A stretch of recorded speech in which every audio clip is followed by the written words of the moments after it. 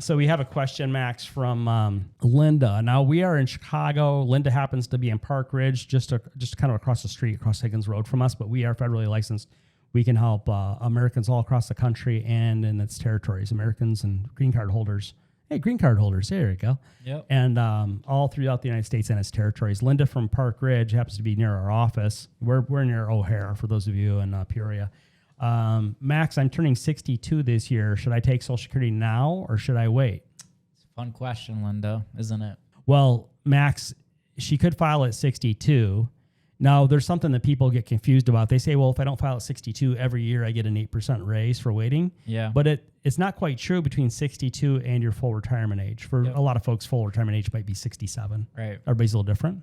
So from 62, Linda, to age 67, every year you defer your Social Security benefit, you get a raise of 6 2/3% plus the cost of living allowance, excluding food and energy.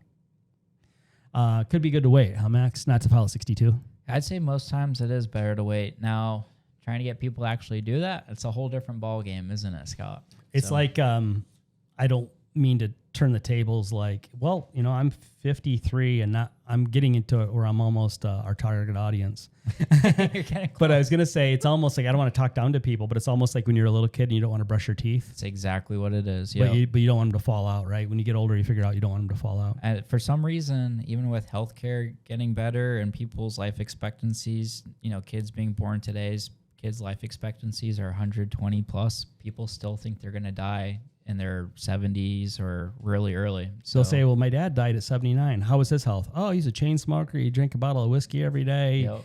He was a skateboarder. He was diabetic. All these things at one time. So we'll have this conversation with folks, and even their parents will still be around, late 80s, early 90s, or so forth, and they're still trying to have that conversation. Well, I'm probably not going to be around later. So we've got a client. Oh, geez, what is she? 72 now, I think, and her mom's 102.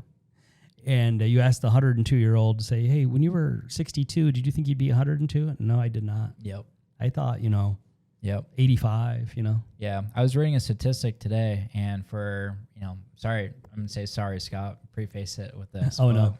For everyone that's under 40 years old right now, their life expectancies are all expected to be over 100. So, wow.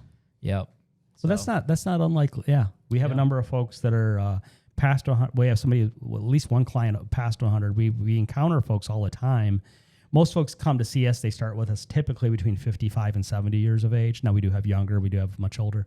But we've got a number of folks where their parents are in their late 90s. Yeah. So we've got a whole bunch of them about to turn 100. And it's just to keep on ticking.